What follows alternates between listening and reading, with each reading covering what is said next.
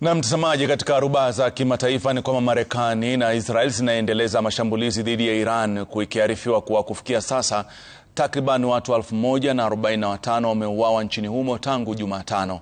Haya ni huku bunge la Senate la Marekani likishindwa kumdhibiti Rais Donald Trump kwa kura 53 dhidi ya 47. Shirika la habari la Lebanon limesema Israel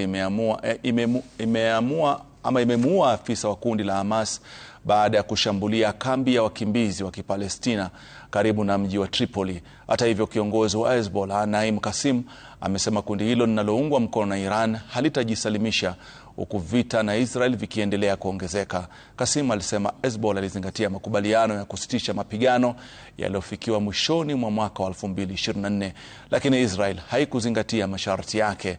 Hezbollah ilirusha roketi na ndege zisizo na rubani kuelekea Israel siku ya Jumatatu baada ya kiongozi mkuu wa Iran Ayatollah Al-Khamenei kuuawa katika mashambulizi ya Marekani na Israel.